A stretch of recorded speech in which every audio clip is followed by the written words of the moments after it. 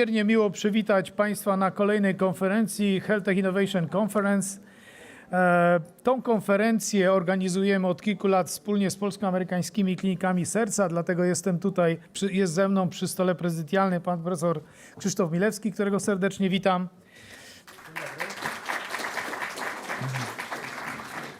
W tym roku, szanowni państwo, partnerem organizacji tej konferencji dla nas jest również województwo śląskie. Patronuje konferencji pani prezydent Małgorzata Mańka-Szulik, prezydent miasta Zabrze, marszałek Jakub Chełstowski oraz rektorzy Śląskiego Uniwersytetu Medycznego profesor Tomasz Szczepański i rektor Politechniki Śląskiej Arkadiusz Mężyk. Bardzo proszę, by kilka słów na otwarcie do państwa skierował pan profesor Krzysztof Milewski. Krzysztofie. Okay, dear colleagues, I need to switch to English. This is an international session. We have guests not only from Poland, but other countries. So it makes this event really great. My name is Krzysztof Milewski. I'm a cardiologist. I'm representing American Heart of Poland. That is the largest network of private hospitals working in Poland in the field of cardiovascular medicine. I'm as a practitioner, a cardiologist, observing how the hospital environment is changing every day. And now I understand that to provide our patients with the best health care, we need to adopt ourselves. What does it mean? It means that we need to closely cooperate as a physician with biomedical engineers. I think that this is the future. I think that our hospital will be changing constantly, and this event here is an excellent opportunity for everybody to share the knowledge and to integrate the physicians with biomedical engineers. We have excellent guests from abroad, from Poland, and this is the reason that American Heart of Poland is present here, thanks to Professor Gzik and the whole organizing team for cooperating with us for several years. And I promise you that we will be always try to be the part of this excellent event. Thank you very much. Szanowni Państwo, pozwólcie, że w sposób szczególny przywitam naszych znakomitych gości. Nie wiem, czy jest z nami pan prorektor Trawiński. Nie widzę, był na... Okej. Ale witam, jest z nami prorektor Akademii Wychowania Fizycznego, pan Bogdan Bacik. Witam, panie rektorze. Proszę państwa, mam taką prośbę, aby po odczytaniu całej listy przywitać wszystkich naszych gości brawami. Bardzo serdecznie witam pana profesora Romana Maniewskiego, który jest rzeczywistym członkiem Polskiej Akademii Nauk. Witam również pana profesora Adama Liberta, przewodniczącego Komitetu Biocybernetyki i Inżynierii Biomedycznej Polskiej Akademii Nauk, jednocześnie członek korespondent pan. Witam i gratuluję, proszę państwa, mamy wśród nas ostatnio wybranych do Rady Doskonałości Naukowej profesorów w takich dyscyplinach jak inżynieria biomedyczna i to jest pani profesor Ewa Biętka. Pani profesor, gratulujemy i witamy. Pani profesor, no, to jest właśnie nasza pani profesor, skromnie z tyłu. Zapraszamy tu bliżej. Witamy również i gratulujemy dziekanowi Wydziału Mechanicznego Wojskowej Akademii Technicznej, który jest członkiem Rady Doskonałości Naukowej w Inżynierii Mechanicznej. Witam pana profesora Jerzego Machowskiego i gratulujemy, panie profesorze. Proszę państwa, witam dziekana pana profesora Paszendę, witam pana dziekana profesora Cybulskiego, witam pana profesora Fujarewicza, kierownika Katedry Inżynierii Biologii Systemów naszej uczelni, witam panią profesor Arkusz, witam pana profesora Tadeusza Pałko, witam może już teraz wszystkich profesorów, których jeszcze nie wymieniłem. Proszę, wybaczcie mi państwo, przejdę do naszych partnerów, firm i przyjaciół. Witam przedstawicieli firmy Philips, witam przedstawicieli firmy AHP, witam prezesa Bruszewskiego i Kaźmierczaka. Witam, myślę, że wkrótce dołączy do nas jeszcze dyrektor medycznego, wicedyrektor Centrum Medycznego Górnośląskiego w Katowicach, pan profesor Krystian Wita. Jutro będziemy gościli również pana profesora Składowskiego, dyrektora Narodowego Instytutu Onkologii, również pana profesora Przybyłowskiego, którego jeszcze dzisiaj nie widzę. Być może dołączą do nas, ale jutro zapraszam na ciekawą sesję na Round Table związany właśnie z sytuacją w naszym systemie ochrony zdrowia w województwie śląskim. Nie widzę dyrektora Sarny, czy może dotarł do nas? Chyba nie ma. Witam, proszę Państwa, przedstawicieli firmy Balton, z którymi nasza współpraca tu w HTIC-u staje się coraz bardziej wyjątkowa. Witam panią dyrektor Mirek Kaszczak i pana prezesa Ogonowskiego. Witam Państwa serdecznie. Szanowni Państwo, witam przedstawicieli kolejnych zaprzyjaźnionych i partnerujących firm. Witam pana prezesa Artura Polaka, witam pana prezesa Michała Ciacha, witam pana prezesa Cardiomed Silesia Adama Konkę.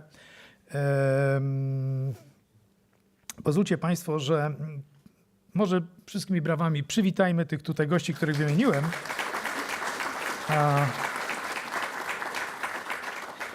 Especially warmly welcome our foreign guests. Welcome Professor Grażyna Sima-Martinkowa. Welcome Professor Michael Skipper-Anderson. Welcome Ferenc Pongracz and Aleksandr Poti, Director of Polish Campus of Kyiv Medical University. Welcome all of you. Szanowni Państwo, bardzo serdecznie witam i dziękuję sponsorom, którzy zaszczycili nas swoją obecnością, ale przede wszystkim wsparli nas od strony finansowej, bez których nie moglibyśmy tej konferencji zorganizować. I tak, jest z nami firma Philips, reprezentowana przez pana dyrektora Kmiotka. Witam jeszcze raz pana prezesa Ciacha, reprezentującego firmę TechIntegra. Witam pana Adama Gramale, prezesa Enforce Medical Technologies. Witam Marcina Denerta, prezesa firmy Hirmed. Witam prezesów hoteli Diament, Bakalarskiego i Kłapytę. Witam jeszcze raz prezesa Artura Polaka. Witam pana prezesa Antonowicza, Zbigniewa Kałużę i panią Jolantę Czernicką-Siwecką. Wszystkich Państwa serdecznie witam. Proszę Państwa, jest z nami również prezes Opery Śląskiej. Witam pana Łukasza Gojka. Jest z nami pani dyrektor Kancelarii Sejmiku Województwa Śląskiego, pani Katarzyna Błaszczyk-Domańska. Witam również pana generała Żabickiego, prezesa Szpitala Wojewódzkiego w Zabrzu. Proszę Państwa, wybaczcie, że być może nie wszystkich przywitałem. Bardzo gorąco jeszcze raz wszystkich witam, uczestników, profesorów, naszych partnerów, przyjaciół. Witam również studentów Wydziału Inżynierii Biomedycznej, szczególnie tych, którzy dzisiaj rozpoczynacie pierwszy rok studiów. A teraz już... Brawo. Szanowni Państwo, poproszę teraz pana profesora Milewskiego, żeby wspólnie z panem profesorem Maniewskim, mogę pana profesora Maniewskiego zaprosić do nas, by profesorowie poprowadzili pierwszą sesję podczas naszej konferencji.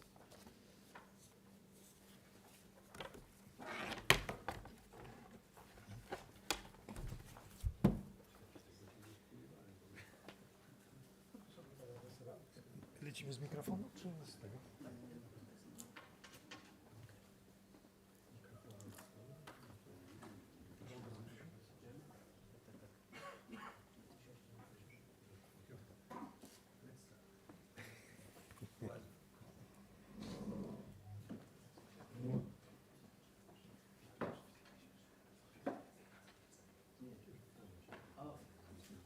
Okay, so it's my great pleasure.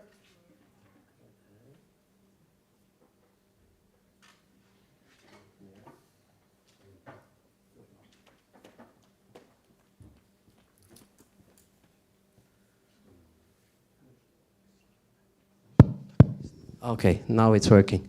So it's my great pleasure to start the first session. The session is called Digitalization in Healthcare System. And the first speaker is Grzegorz Siwiec with a topic, Silesia as a leader in the digitalization of medical services. So you are welcome, Mr. Siwiec.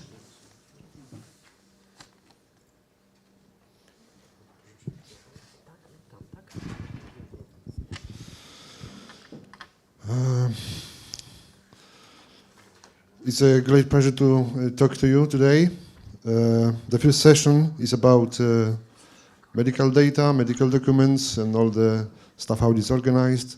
And I will try to explain, convince you that in the region we are, I mean Silesia, is the leader in that case.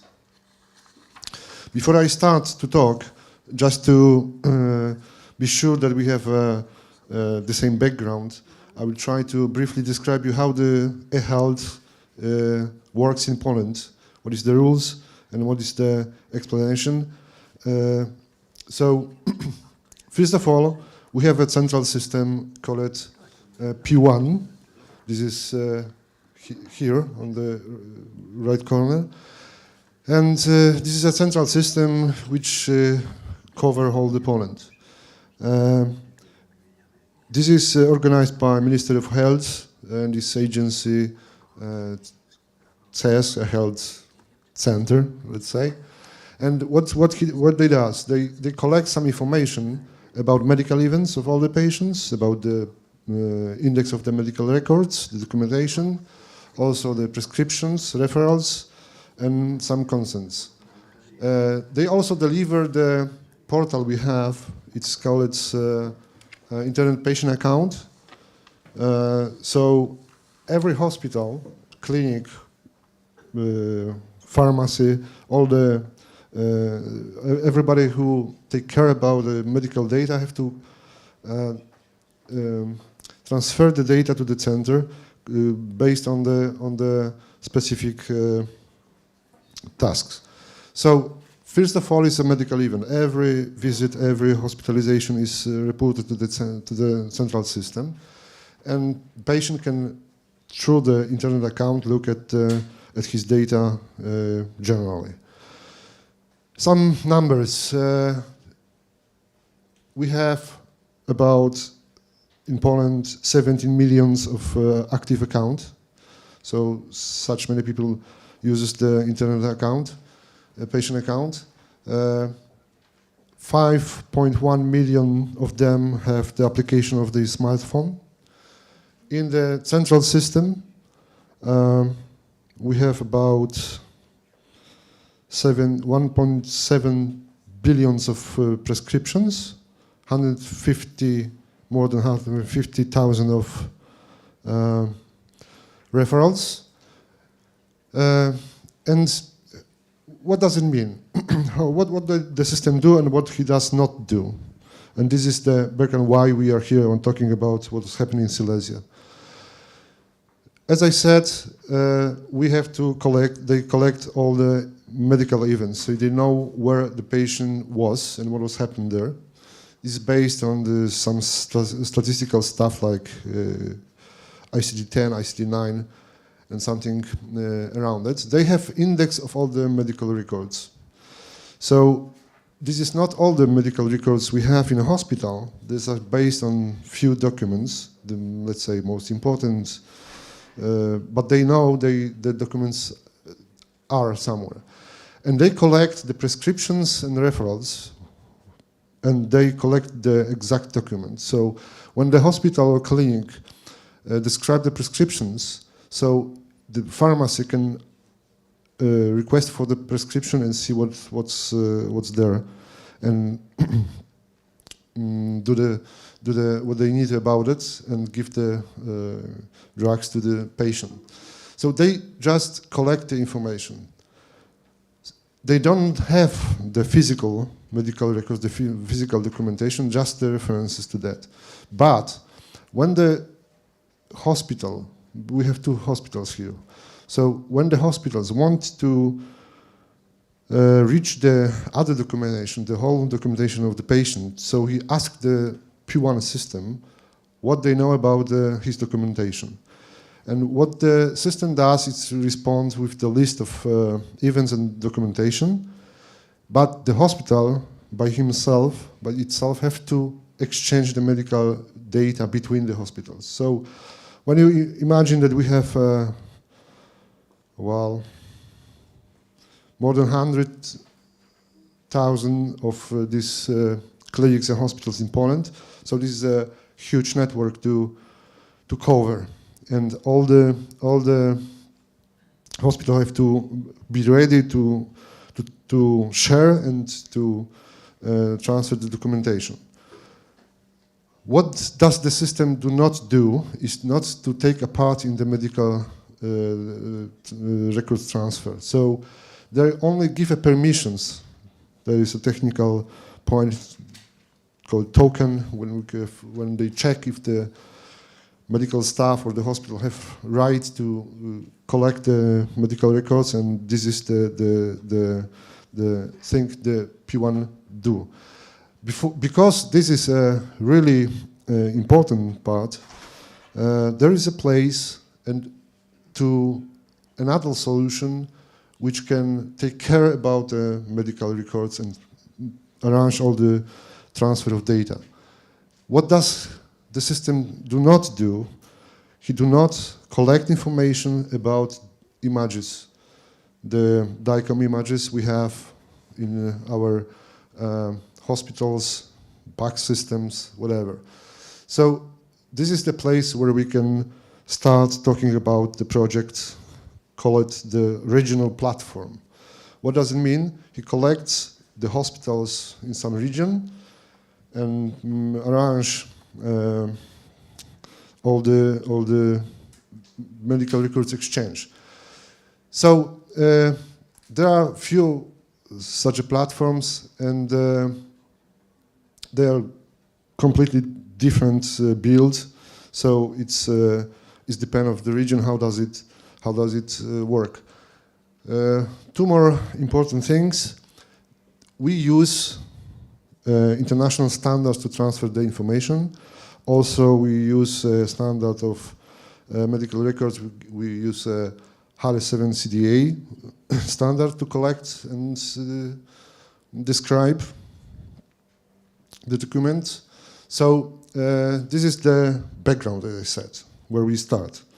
So during the COVID, the prescriptions and the referrals was very helpful for all the people. So we don't have to go to the clinic. We can just transfer it electronically. As I said, there are a few platforms.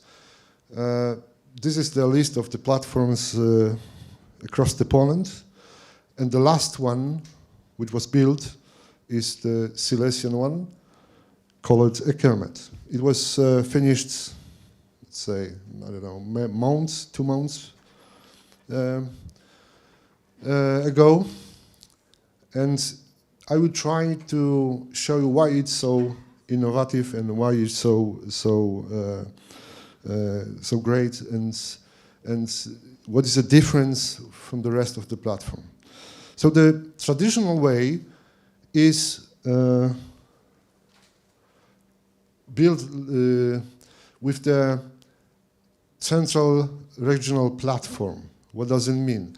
So we have the central system somewhere, let's say in Warsaw. It's not, I don't know where it is finally, but let's say. And we have a regional platform. And this is a physically built platform. So I mean, it's meaning you have to have the hardware for this, you have to have staff for this, all the necessary things to build such a solution. And then we have the hospitals. So the hospitals have to transform the information to the central system, and the same information also sent to the central platform. And it is kind of replication of the data. Some solutions, we have the repository of medical documents, let's say, and it can be hosted in the hospital or it can be hosted on the regional platform. So we create the documents and send them to the platform. They are hosted there. So the hospitals which are in the platform as a partners, they can take the documents from there.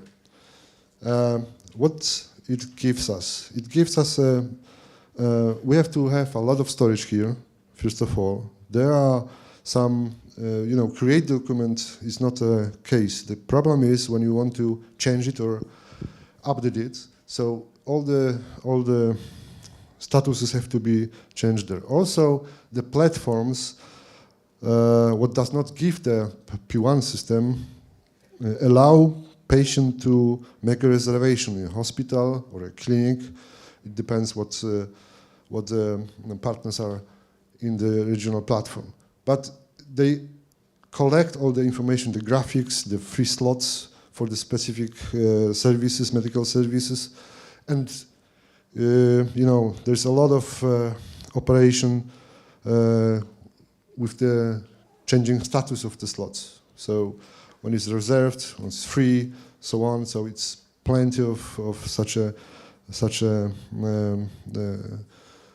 things to do, and this is all done by the central platform, the regional one. What we did in Silesia, we changed the way of thinking about it and completely rebuilt the strategy how to exchange the information. Because here, all the documents, when you have a repository here, all the documents go to the central platform, so they leave the original place where it was created, I mean hospital. In Silesia, it looked like this.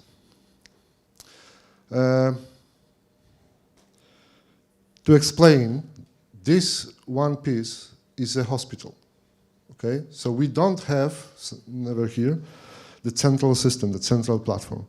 It's the distributed architecture. So every partner of the project have his own piece of, let's say, software who arrange all the medical exchange, medical records exchange, and so on and so on. So when we look at the one hospital, we have 15 hospitals in the project here in Silesia. When we look at the local hospital, one of them, they have his system, hospital information system, radiology information system, another like clinical laboratory, and so on, and all of them have can have different vendor of the system. So the communication between the hospitals is based on integration, should to be, okay, in the traditional way. What we did those two things. One is the OSK. In English, in Polish it's oprogramowanie serwera komunikacyjnego, so in English it will be communication server software. So this is one piece of the platform, and the second is the BOSC. This is the local interfaces between all those systems through the BOSC to the OSC. So the hospital connects only in that direction, to the OSC. That's all. So they don't connect with the other hospitals. This is the only point of contact. There is a ring, but in fact, this is a mesh network between the OSCs. So every OSC can talk to each other, and this is in, let's say, Ethernet VLAN. So it's a secured place. As you can see, no information will leave the hospital, even if till the time it is necessary. Because what we did with the replication of the information, it's that we collect the information on the side of the hospital, but exchange only the references. Okay, the best thing it would be, I think, to show you, so describe you on some example. We have the platform also is connection to the P1 system for the hospital. So if they want to transfer something to here, so they can go to the OSC and the OSC do the rest. It's the same with the other hospital, which is external for the platform. If he want to reach some documents from the hospitals, he also go through the OSC and they do the rest. And the patient, we have in Silesia something about 4 million people, I think. So it's potentially 4 million accounts.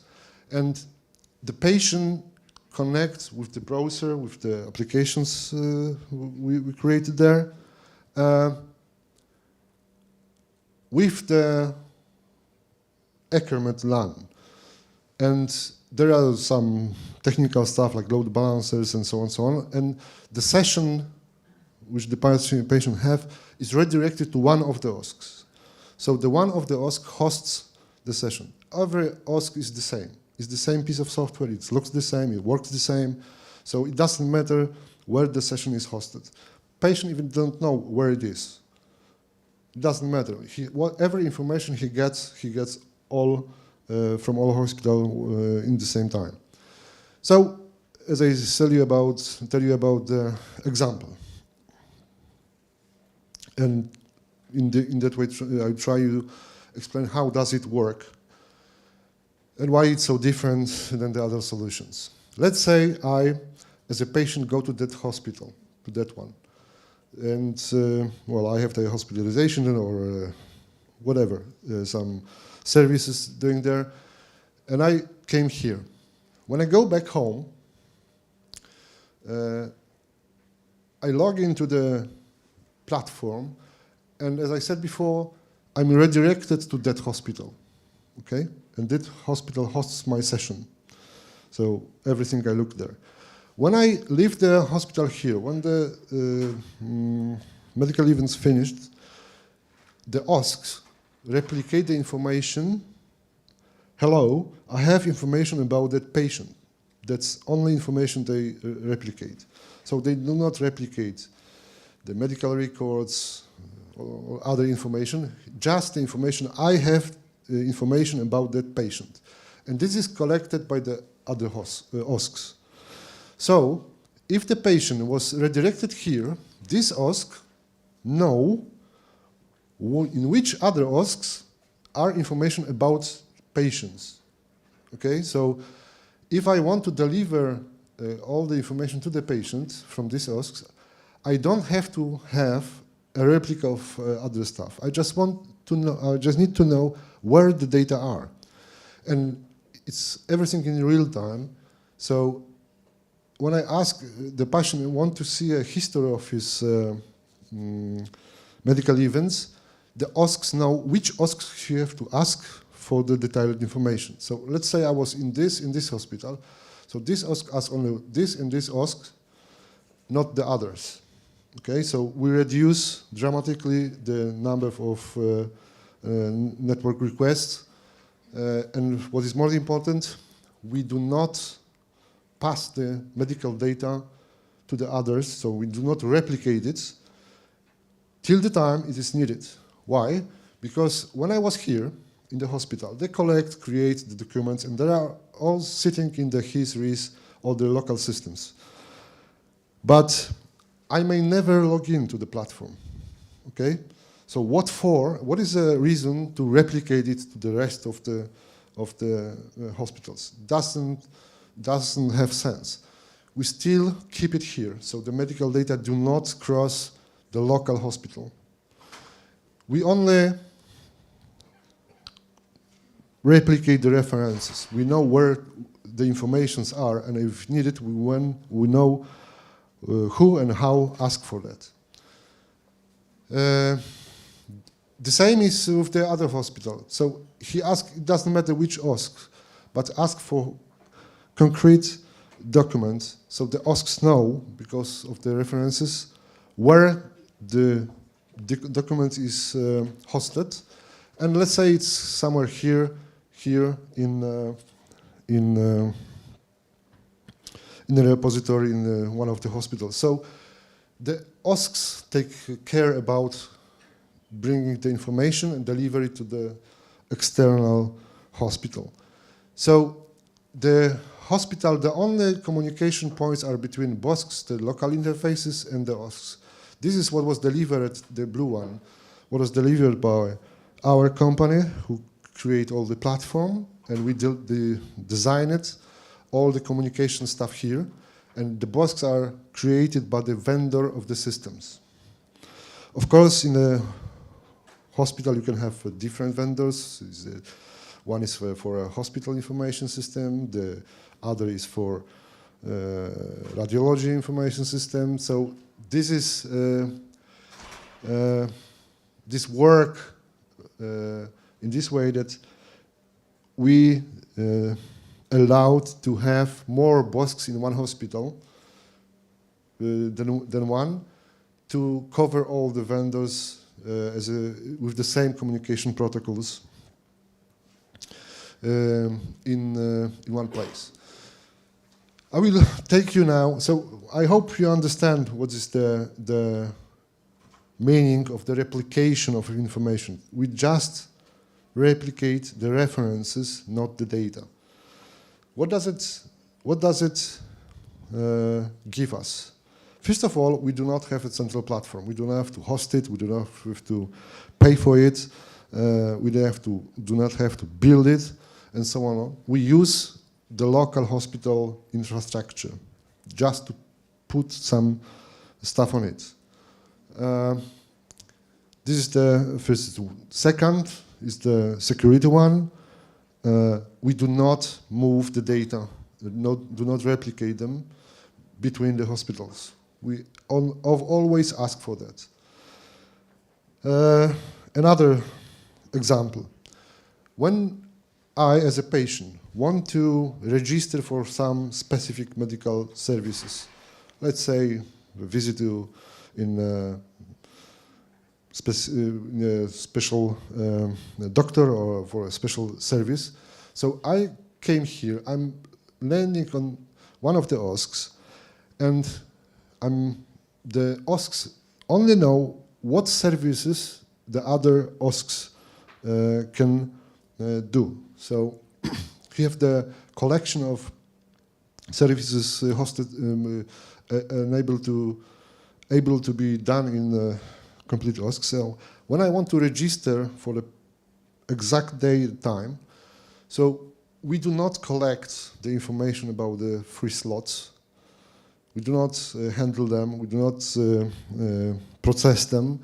We only know that this service can be done in this hospital. So the OSC which hosts the session of the patient asks the other host about the free slots. So this OSC asks this OSC, and that OSC have access to the local system like HIS or CIS, asking for the free slots and gives back to the patient.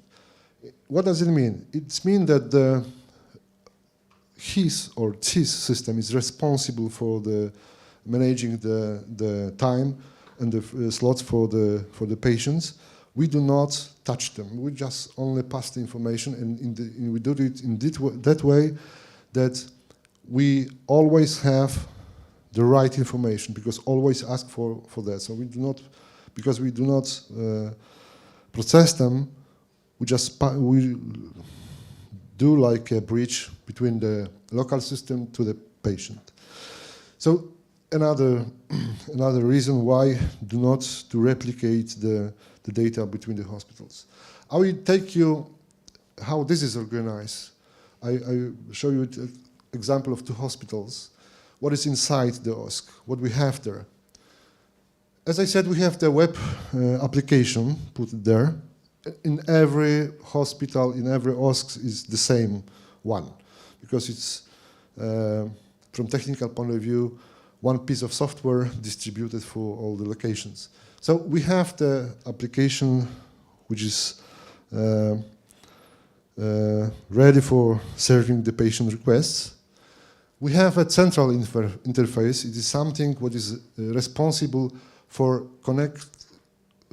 transfer the information from the local systems to the P1. So it can be done this way, not every system have to connect to the P1, the central system. We do it for them. We have the regional interface. This is what the OSCs talk between each other.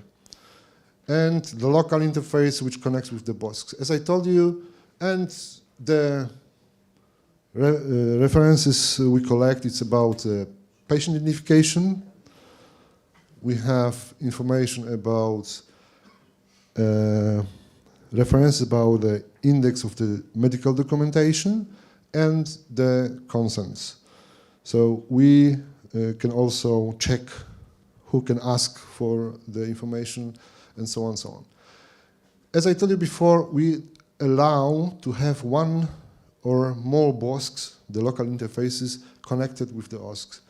This is On this example, we have a laboratory information system which have his own interface to the OSCs, independent from the other one. But they use the same protocol and just transfer the different information. And we have also here a RIS. As I told you, the central platform does not cover the exchanging of the images between the hospitals. What we did here, because this is the first time in Poland it always happened, and it's up and running, we allowed to exchange the DICOM images between the hospitals in a simple way. How does this organize? Let's say we have the radiology information system when we create the image, and we use to transfer the information between the hospitals something called DICOM manifest. It's the information, what kind of pictures I have. It doesn't matter what kind of picture it is. We just collect information that there is. We put this manifest inside the medical document in HAL7 CDA format and index it here. So the OSC know what potential pictures I can take from the local PACS. The local PACS is somewhere here hidden on the network because it has to be very secured. So we do not open the PACS, or we do not allow to open the PACS for the rest of the world. We have the interface for that, which only can ask the PACS for the image. We do not replicate them. If the hospital asks for the image, he asks his own OSC for that. He asks, hey, what kind of images or documents you have about patient? So as I told before, the OSCs know in which other OSCs information about the patient are.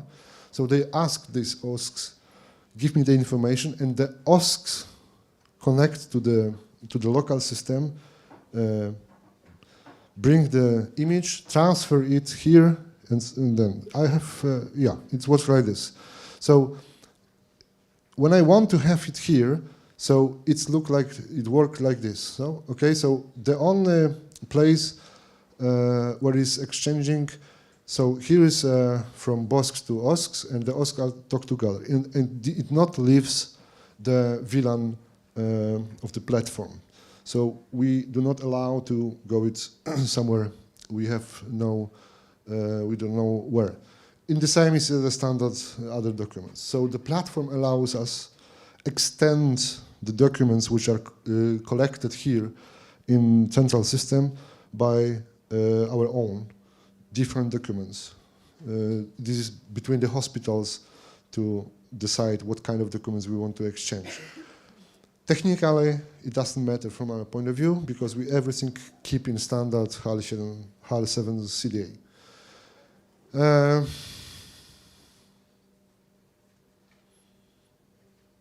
Okay, when we want to connect another hospital to the network, it's everything we have to do. It's install this kind of software, those two OSCs and BOSCs, on the local infrastructure in the hospital, connected to the network, and it's all. We do not have to invest a lot of money in it. Just connect them to the network by the specific software. And at the end, what the application delivers to the patient. This is the standard, let's say, nowadays. There's nothing extra here. Maybe the DICOM images is something different. Normally, it looks like that when you want to have your image, you go to the hospital or to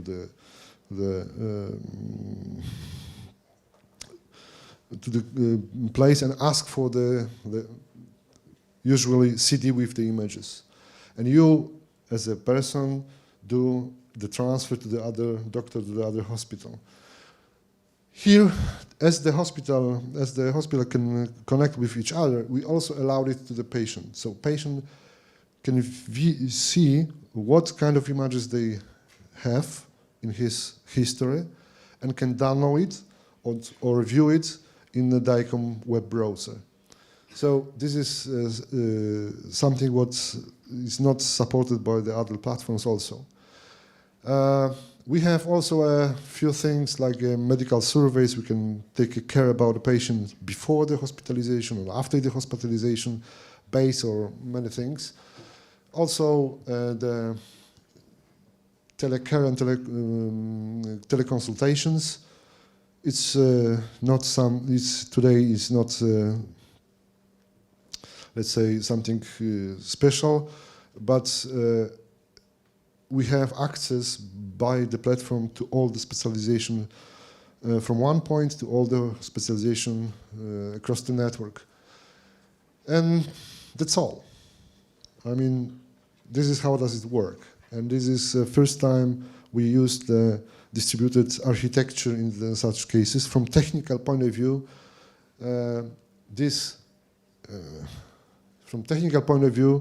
is based, if you know the IT, some terminology, it is based on Kubernetes. What does it mean? We moved the virtualization from operating system to the application level. So this is all work with the pods, microservices, and so on, so on. It's self-running, also with the load balancing. So if we have a lot of requests, they can up more services to host it. If it's not such a big number, so we can downcrease the number of hosts. So from technical point of view, it's the top level nowadays known on the world. That's all. Thank you very much.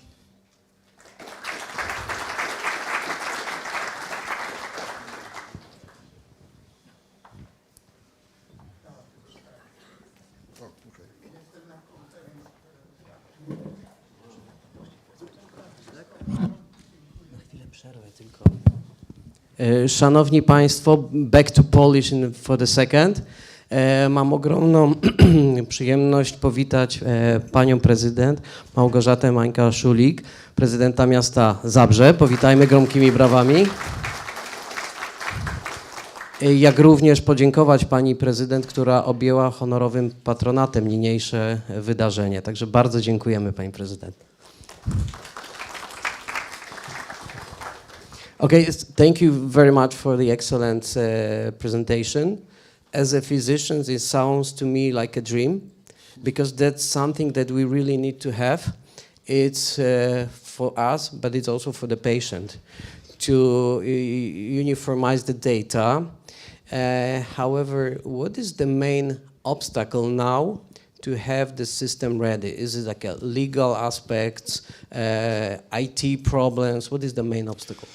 Nowadays it's in a stage that the hospitals can work on it, so it's the connection between the hospital works. The only thing is not published yet is the application for the patients. This is not technical, this is more, let's say, marketing stuff, so you have to be promoted, sell to the people in the region, because the platform is ready. So, as I said, the hospitals can work on it, and they do, but there is no official opening for now as a platform as a whole, because it's, as I said, new. We finished a month or two ago, month or 2 months ago, I think. So it's time to just populate and use it. And do you expect any problems from the hospitals? I mean, do they afraid about the safety of the data? However, you presented that this is not just to withdraw the patient's data. It seems to be very secured, yes? Yes, well, from technical point of view, it is a great system, but from, let's say, administrative point of view, it's a nightmare because we had not one partner we talk about the system, we have 15 of them. So we have to, let's say we have 15 projects in one project. And in every hospital we had to, we have security tests. So all the, on every level, from the network point of view till the applications level. So this is really secured and based on the newest technologies we have around the world. So there is no way to leak the information. Thank you very much. There is one question. Yep. One question is like from the industry concept when medical technology health. Actually, I have a few questions. First, does it mean that external hospitals can request data from the system already or not yet? Yes, they can. It depends how it is organized. Why? When we have a repository of your documentation in the hospital, you as a hospital can decide if you publish your repository to the central system directly or through the platform. When you do it through the platform, so the central system, the P1, knows that your documents are on the platform. So external hospital just knock to the platform and the platform gives him the document. When you decide as a hospital that you have ourselves host the repository, you can do it directly to the P1. So it depends what decision was taken on each hospital. We cover both of them because we realized that there may be some decisions which is not a technical one. So we allowed one and another solution, but yes, the external hospital can access the data right now. And does it mean that this data that are now in the base is in this cloud, whatever it is? I mean, they are dispersed, but can they be used for example, for some algorithm or machine learning? Well, I didn't mention a lot of things about here. This is a really brief description. I don't say a word about the statistics or the data for scientists. I didn't say data for, let's say, BI systems and so on and so on. It's also included there, but I didn't talk about it because it would be too large, too much time. But generally, yes. We can deliver the necessary information for a different reason. It doesn't matter what kind. There is also the anonymization process. So we can the images take and anonymize them for a specific reason.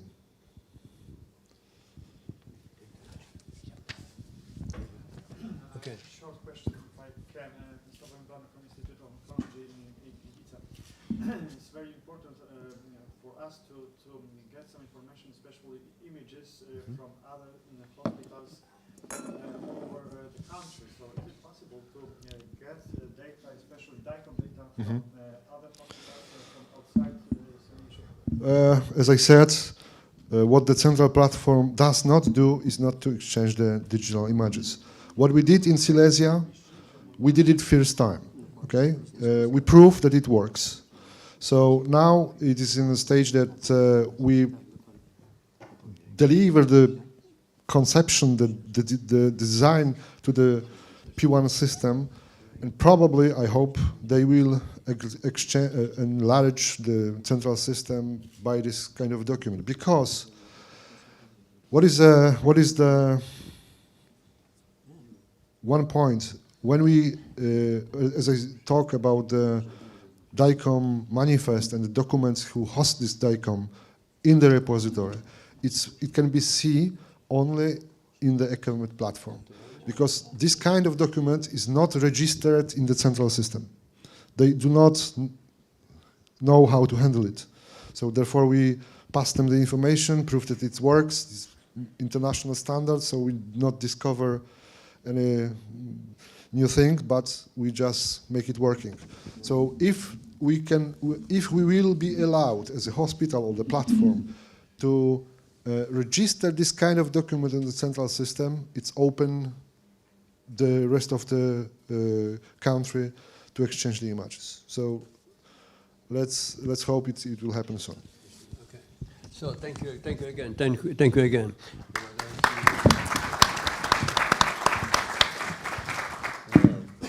Well, we have next lecture, I say.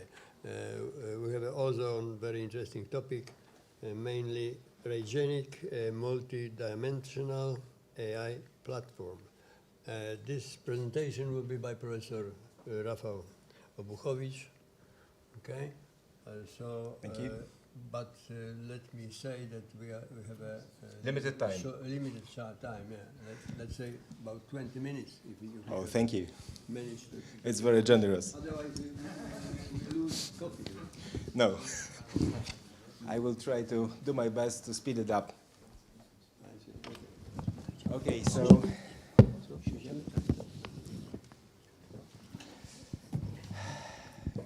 good morning. Thank you for having me here, and it's a great honor and pleasure to talk in front of you. I'm Chief Medical Officer of the Hygienic, which is medical wing of Onvelo. Onvelo is an IT company which delivered many IT projects worldwide very successfully. I want to make some insight in the radiology, as I'm a radiologist originally from Jagiellonian University, head of radiology. And to talk about some future, I want to recall the past very briefly. In the past, the radiology reading room was a very vivid place, yes? The radiologists have a time, especially, to meet with the clinicians and talk over the cases of the patients. And this drives a really great clinical value of the radiological reports. Right now, what we have is a proliferation of the CT and MR, what is very good, but also the demand from the clinician for that kind of imaging is enormous. And also the production, let's say, of images and all stuff connecting with this information is also huge. So let me show you this graph. The vertical line, the brownish, states for the number of radiologists in past 20 years in Poland. Yes, so it's constant plus. Yes, but the red line is a number of exams. It's nearly exponential. Yes, so the distance between those two is enormous. It's huge, and we are really overwhelmed by the number of studies. So the radiologists really cannot go through this efficiently. What will happen is radiology reading room became a quiet place, yes, because the radiologists are trying to go through this as efficiently as possible, but they cannot really, yes. So, if you put the much more work to the same number of workers, the value must decrease, yes. This is obvious thing, and in my opinion, we are now approaching the risk area, unfortunately. So we need to do something.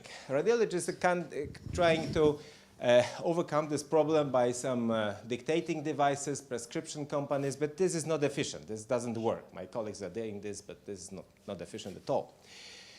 Also, what doesn't help us is the fragmentation of the IT system, yes? Because in the hospital, we have different parts of system delivered by the different vendors, and they are not well communicated with each other. I know this very well as a radiologist, that the pipeline is not preserved. So sometimes work also is really hard to manage because the pipeline is not friendly, as I mentioned. So if the AI is maybe a solution, yes, sorry for this busy slide, but I want to recall you that the idea of thinking computers and taking over some task from the humans it's quite old. Yes, it's nearly 70 years old. But really, what we get from AI, we are having some input and also some output, which is new data, and put it in innovative way. What I want to turn your attention to, that in case of radiology and in medicine, if we input some medical data, yes, the data created by doctors, the clinical data. On the output, we also get clinical data. So it's not more technological tool, yes, but it's clinical tool. It's very important because we cannot treat this the same way. Nowadays, algorithms are very sensitive, so they can find the tiniest nuances.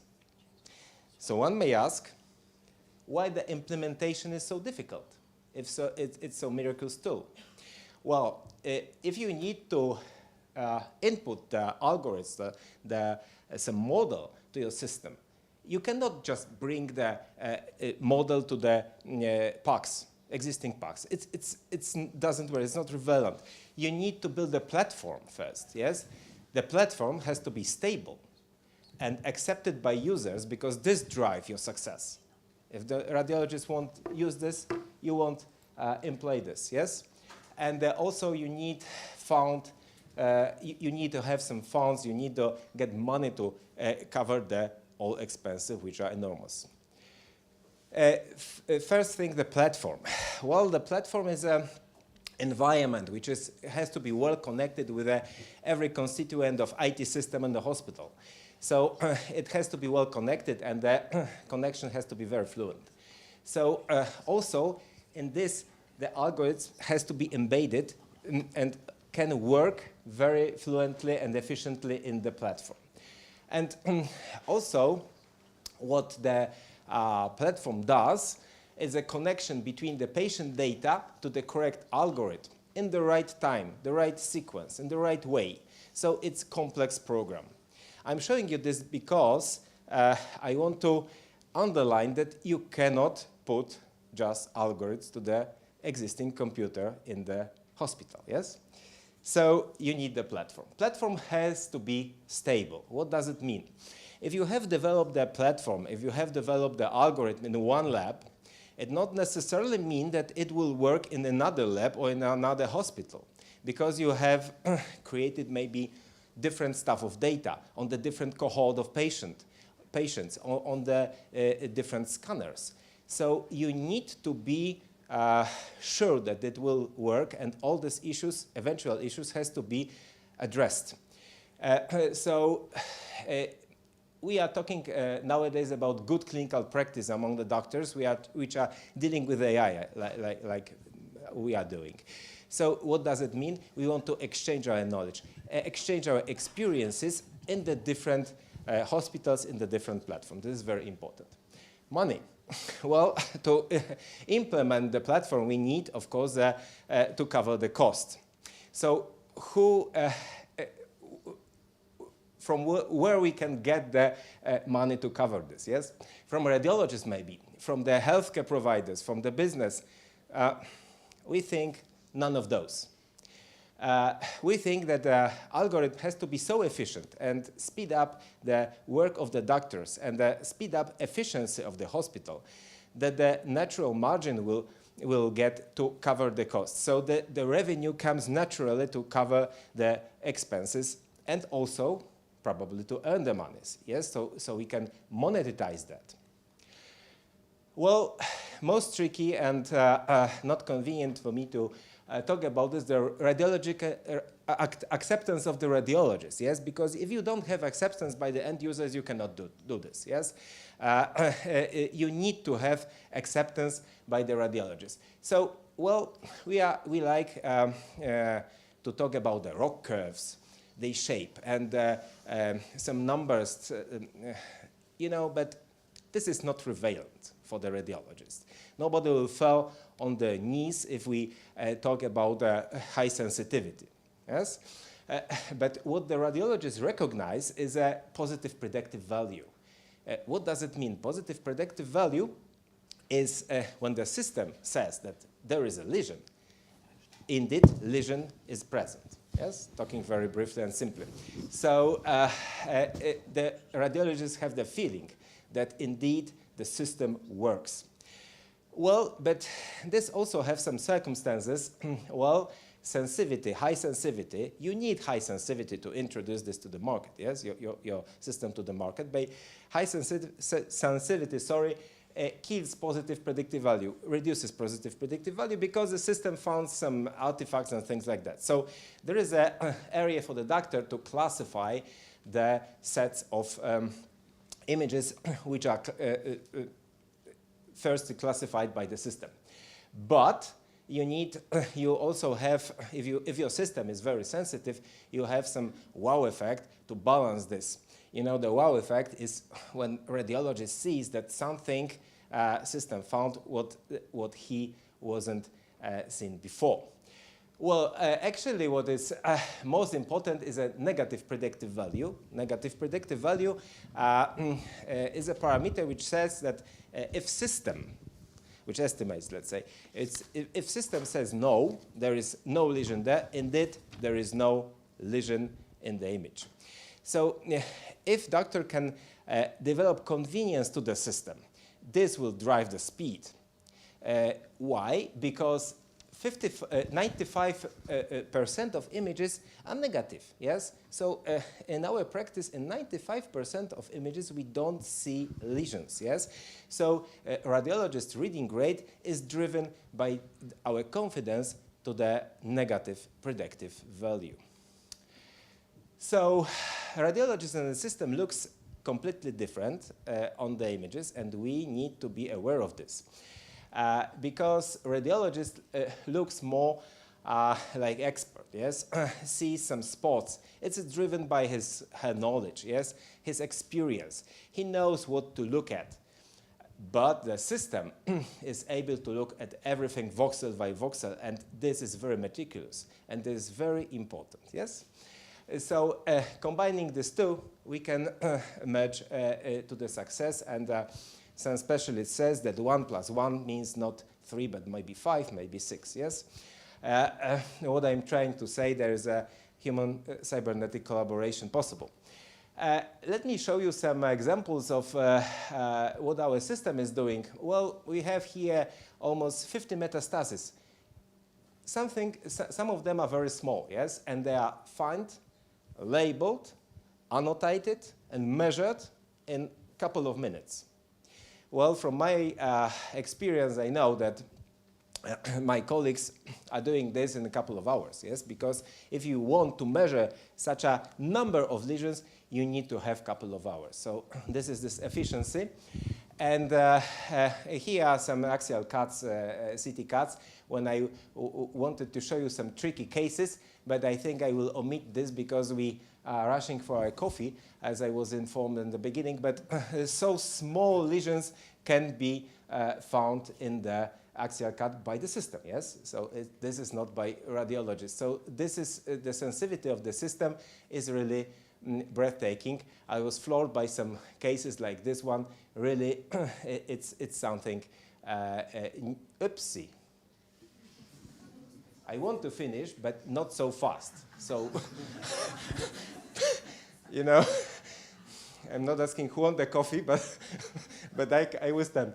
You know, so let me show you our system.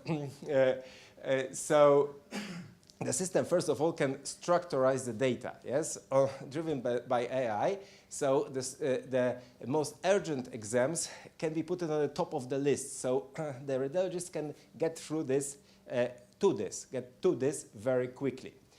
But also the system makes the sets of exam, pathological and not pathological.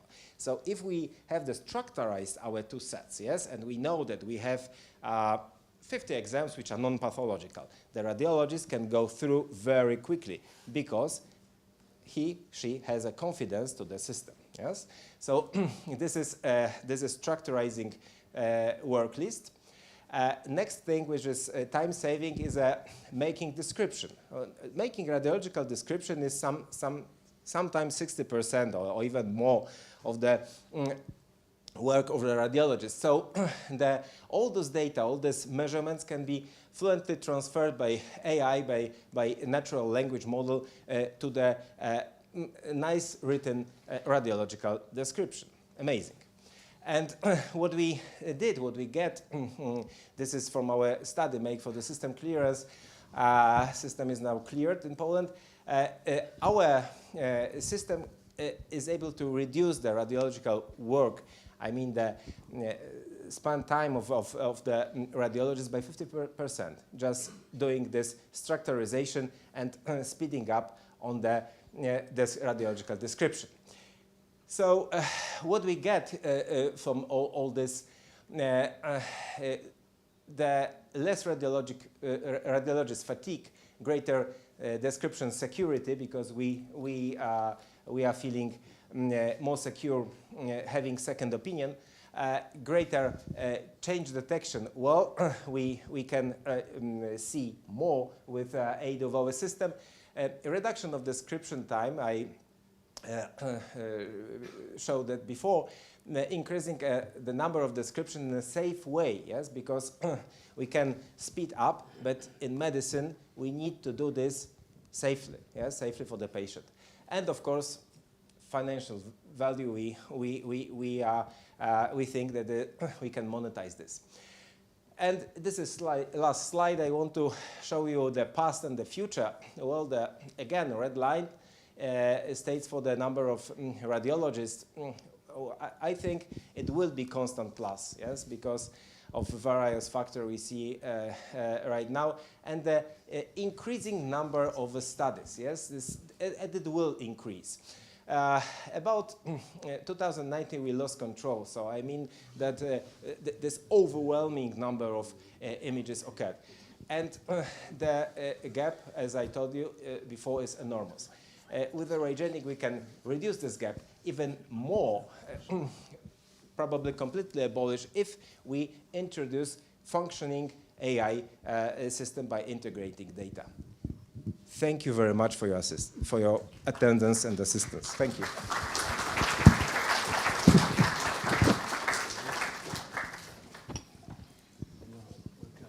Okay, Professor, it was excellent presentation. Thank you. And the question from physician, in what percentage do you expect that the system may replace a radiologist? Because as we saw, the number of radiologists will not increase. And then we see the same problem with cardiologists, especially with interventional cardiologists. But having the system on site, for example, we could, in theory, replace radiologists by putting the system in the hands of cardiologists, a general practitioner, etc., because it will tell him what is on the image, and the general practitioner can combine the data with his clinical knowledge, with the patient, etc. What is your opinion? Thank you for this question. It's very important for us, for our future. I'm a radiologist, and I think that the system cannot replace radiologists, and it's not designed to replace radiologists. We are trying to make a cooperation between the AI and the system. We are still teaching the system and how to operate the system, and teaching the system with our knowledge.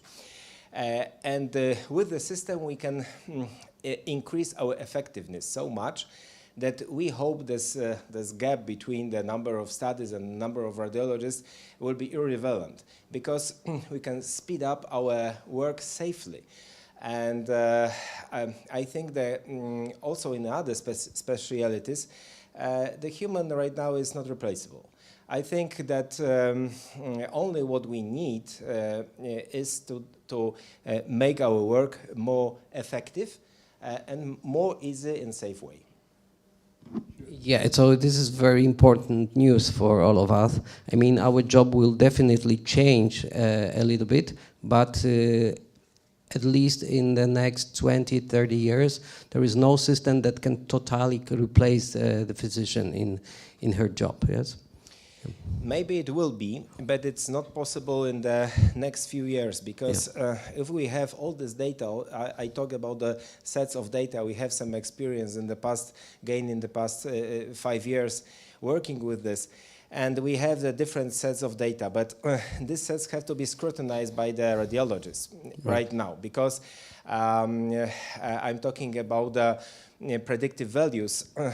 Of course, they are wonderful, but there are some lesions found that are not lesions, which are artifacts, and this right now. There is a status for now.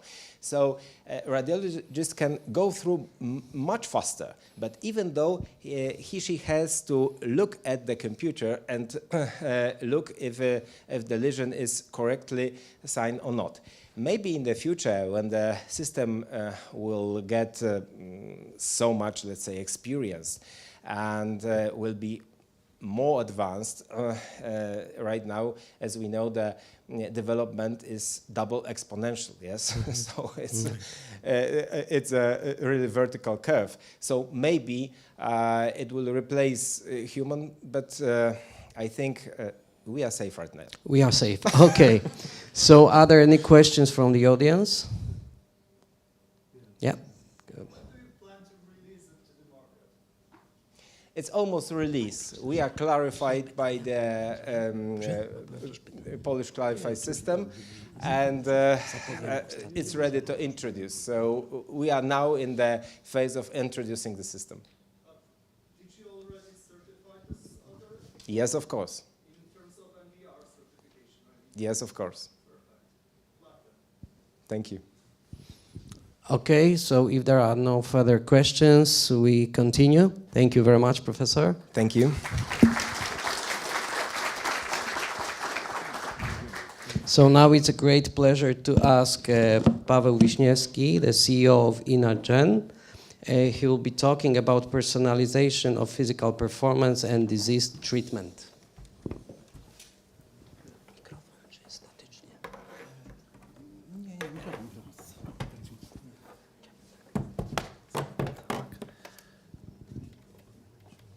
Chciałbym tylko ten przełącznik jeszcze do slajdów, żeby wejść.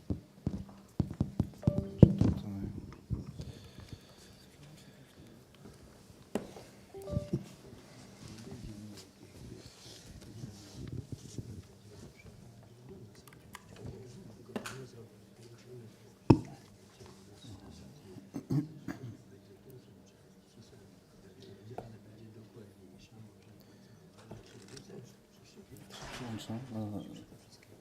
Nie, to się przełączę. Kajak.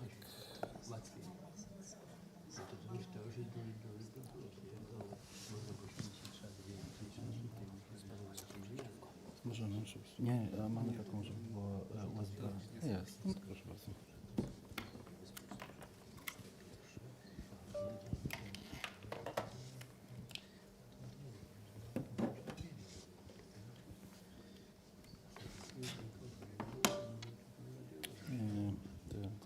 Okej, super.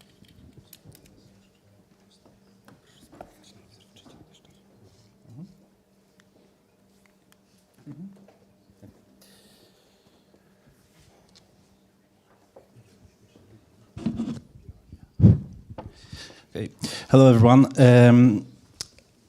I'm fully aware that it's only me between you and the coffee break, so I'll try to make all 2 long stories as short as possible.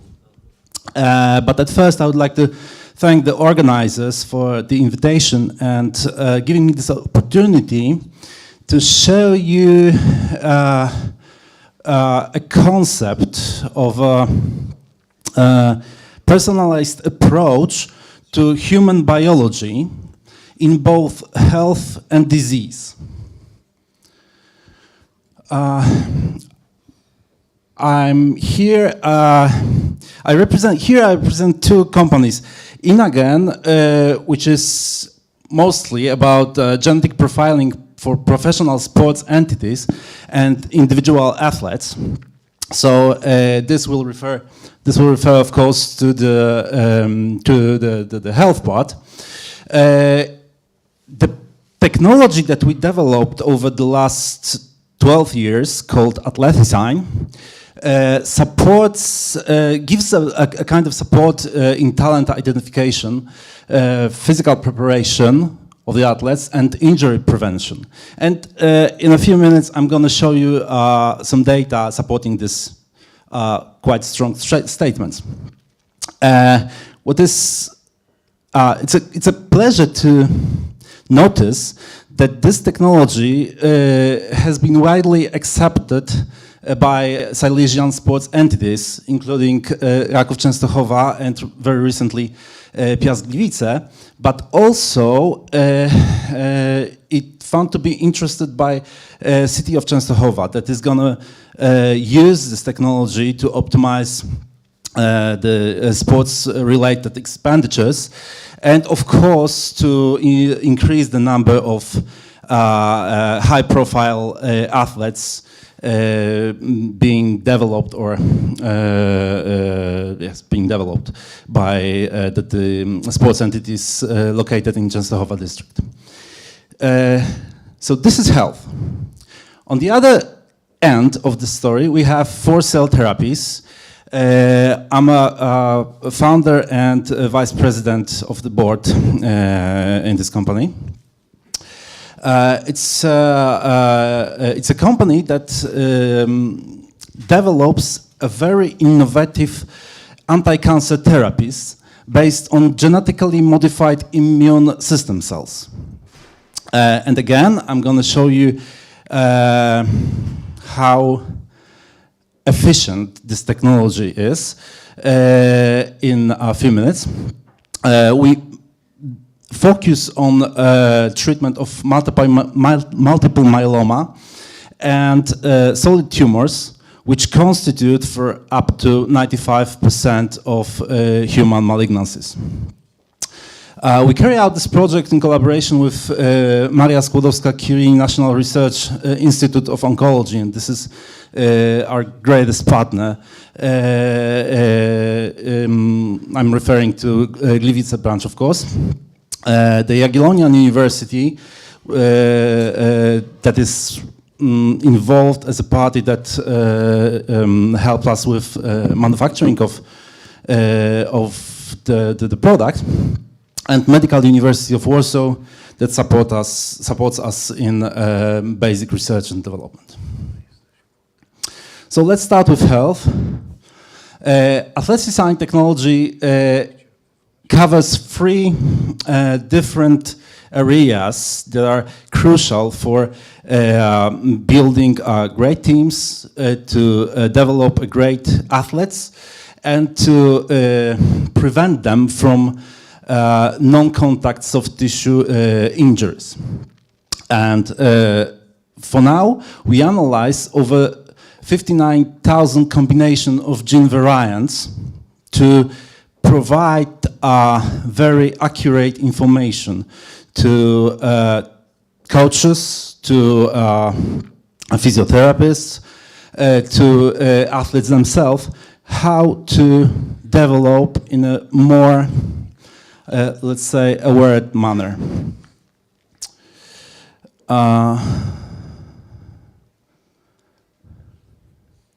Yeah, and in the past we successfully worked with Polish national football team players, leading clubs of Polish Ekstraklasa, youth players from the most prospective football academies, of course. Polish Volleyball Federation. We tested 3-time world champions in senior volleyball, as well as a part of our national team that won volleyball championship, world championship in volleyball in 2017. It was U21 team. We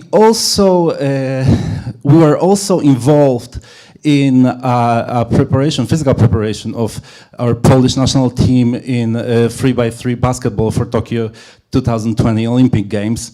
I'm not going to talk about this today, but we have also a very nice data collected from this collaboration. So just to show you how it works.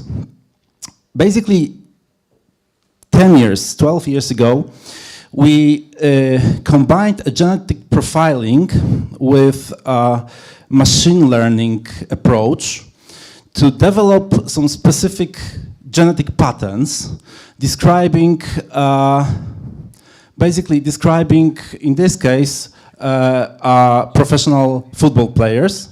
In case of volleyball, it was a profile of Polish volleyball world champion. We did the same for basketball as well. So as you can see here, among youth players, only 4% of these players match the profile that we developed. But as we go further down the road and the level of competition goes up, you can see that this percentage goes up. So in highly selected youth players, we spotted up to 46% of football players that match our profile. In the group of youth players promoted to professional player teams, it was 60%, and on average, the professional players, or the players that commonly play at the professional level, there is 54% of athletes that match the profile. And this can be supported by the market data. We have over a 9-year follow-up period for the study. So we tested a group of young players over 10 years ago, and then we followed, or we surveyed the market value of each player for the next 9 years. And as you can see, the group of football players that were athleticine positive, which means that matched the genetic profile we developed, the median value of these players was 300,000 euros, average pretty much the same. And the group of football players that were athleticine negative, which means that they did not match the genetic profile, the median value of this group was 0, and the average value of player was only 52,000 euros. So we spotted out players that the market value over the period of 9 years was 5 times higher than the other group. Like I said, the same holds true with respect to other disciplines, including volleyball and basketball. So this application can be successfully used to selection process, building a great teams,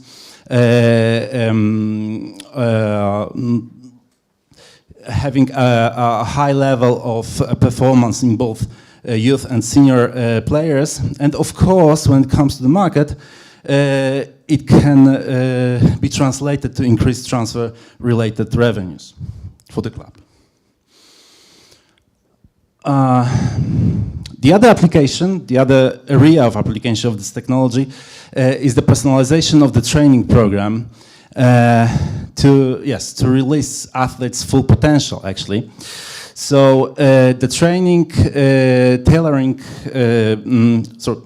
the tailoring of the training program comes to several areas or several aspects, like explosive power versus maximal strength training, endurance training, lactic acid tolerance, eccentric training, which can be very painful for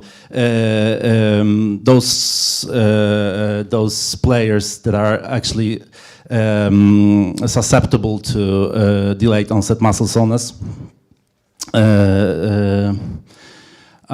We also identified these players that process the information under stress conditions more efficiently than the others. And we also refer to a very specific supplementation with respect to energy production and protection of mitochondria from being damaged by reactive oxygen species. So a few numbers. This is a case study results. 2 years ago, we initiated a very interesting project in Raków Częstochowa Football Academy. And this, what you can see, is a result of 3015 IFT test. This is a sports test that shows the endurance ability of the athlete. So we have 3 different parameters measured in this test, and we have a very initial measurement. Then the club performed a standard 8-week training cycle using standard methods, let's say, or balanced football training program, if you will. So after 8 weeks, the club did the same test for the whole group, and then our guidelines or specific information how to modify the training was implemented by coaches, and the whole group was trained for the next 8 weeks according to our to our guidelines. And as you can see, after 8 weeks, almost all 2 out of 3 parameters describing the endurance of the athletes went up. And this can be translated to a parameter called maximal oxygen volume, which is one of the parameters related to endurance. Okay, stopped working. Oh, okay. And the other part focused on explosive power development, same setup and 2 groups. Because you may know that the endurance can be modified, endurance of the athlete can be modified by the training measures. But in opposite to explosive power, which is mostly inherited and can't be modified by training to such extent. So we divided this group to the group that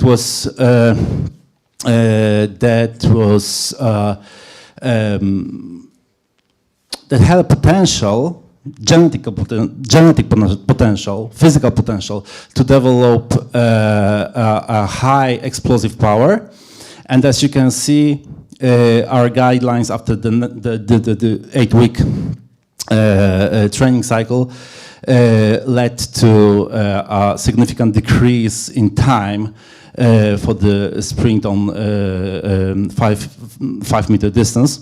So it means that the explosive power went up, and the other group that was not predisposed to genetically not predisposed to develop a significant explosive power,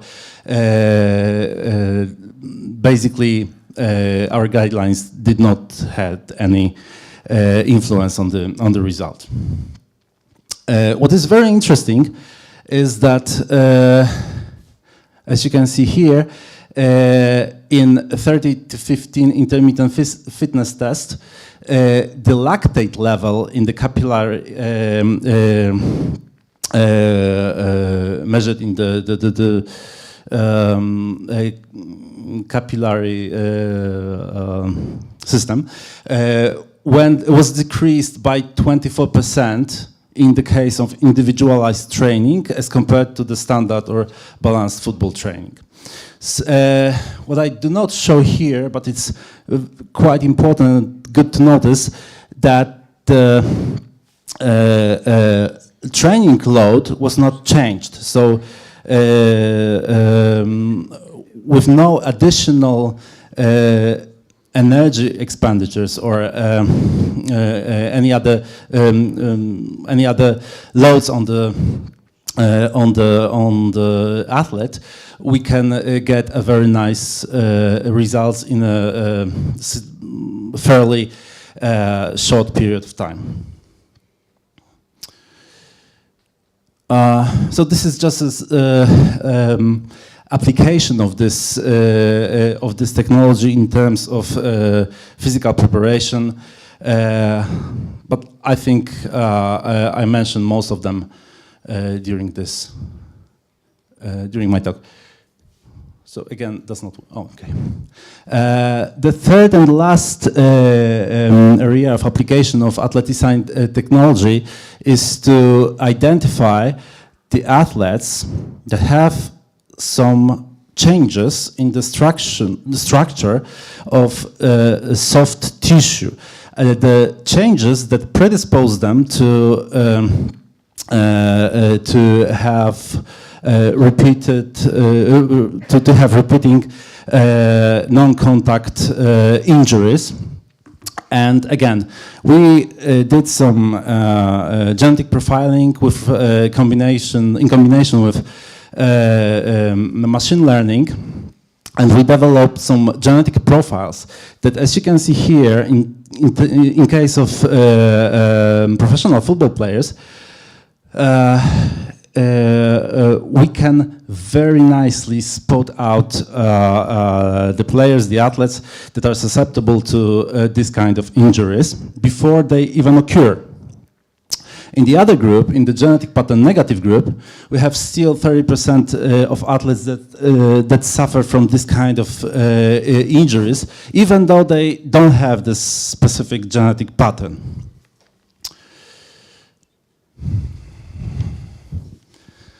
So this is the starting point, actually, to develop a system of prevention of this kind of injuries, very successfully implemented by Grzegorz Wagner in it's a school of championship in Szczyrk. It's a women volleyball school.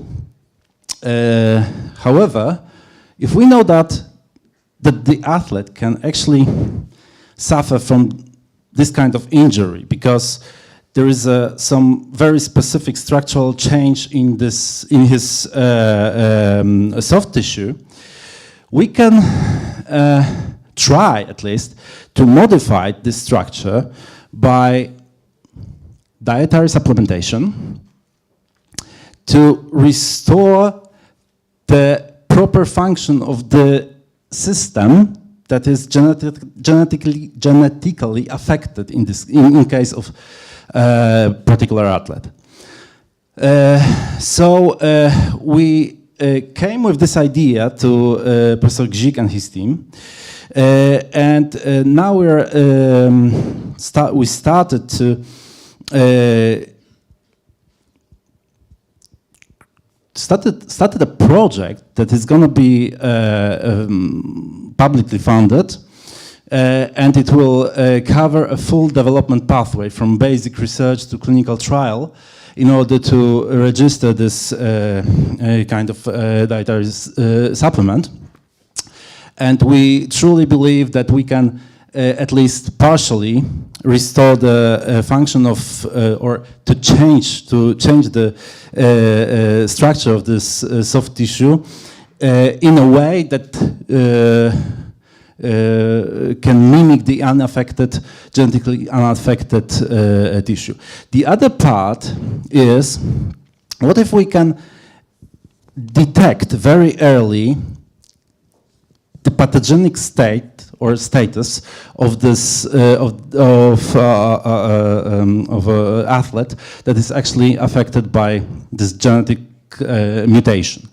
We assume that we can create a device, a wearable digital device that can measure or can describe, in some sense, the way of movement of this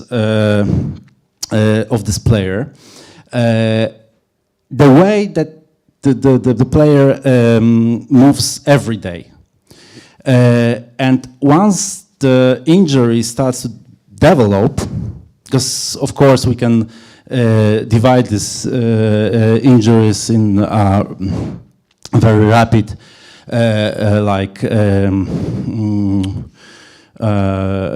ACL injuries related with ACL, or we can contemplate this as a process that needs time to be developed fully in case of tendinopathies, let's say. So we are looking for a device that can spot out the changes in the movement of the athlete, showing or meaning that the injury is being developed, so we can prevent. We can act very early and hopefully to prevent the injury occurrence. So from this part, the take-home message is that with genetic profiling, we can help athletes develop quickly, successfully, and prevent them from injuries. But let's go to the other part, as I mentioned at the very beginning. So the disease or disease treatment, to be more specific. And let's talk about a project that is carried out by Cell Therapies company and is focused on CAR-T therapies, meaning genetically modified T cells. CAR-T stands for chimeric antigen receptor T cells. It's a very extremely personalized medicine. It's an approach that is very efficient. As you can see, up to 90% of complete remissions in hematological malignancies, especially in leukemias. But the complete lack of efficiency in solid tumors, which, like I said, constitute for up to 95% of all human malignancies. And this constitutes actually the basis of cell therapy strategy. But few words about CAR-T themselves. So when we have a patient with a tumor or malignancy, hematological malignancy, we collect immune system. We collect blood from this patient. We isolate T cells, which are immune system cells of this patient, and ex vivo we infect these cells with lentivirus carrying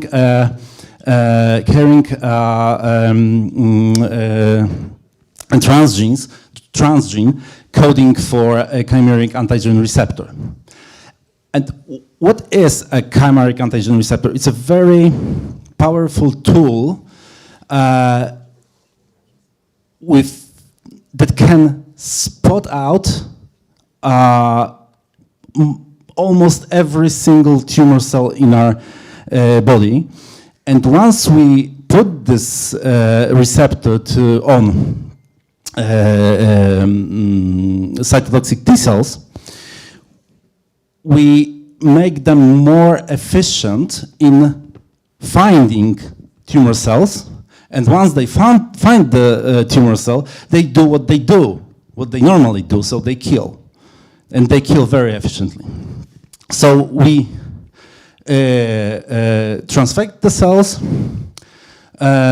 we grow them in a culture medium, and then we infuse these cells with engineered T cells in patient's body to let them do the job. So currently we have, like I said, two major development areas. One of them is CAR-T against BCMA antigen. Sorry. That is dedicated to treat multiple myeloma. First patient will be treated in Q1 next year in Gliwice, in collaboration with Professor Sebastian Giebel. Very shortly, this is data from animal models of multiple myeloma. Making long story short, no tumor, no tumor, no tumor, very little tumor, no tumor, after administration of CAR-T that we developed. The other area is CAR-T against CEACAM antigen for the treatment of solid tumors. First patient to be treated in 2026. And this is a technology that has the most has a potential for global commercialization if we, of course, succeed in clinical trials. Again, not so spectacular data as I showed before, but we have, in case of pancreatic cancer, no response. Smaller, let's say, tumor, and in several cases we observed no tumor at all. These are just collaborations, like I said, with National Research Institute of Oncology, Gliwice branch, Jagiellonia University,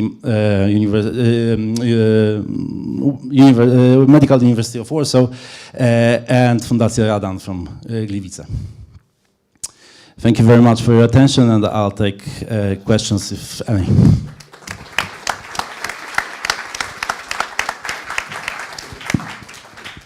Thank you very much for your excellent presentation. Because we are running out of time, I think that we will ask you at the coffee.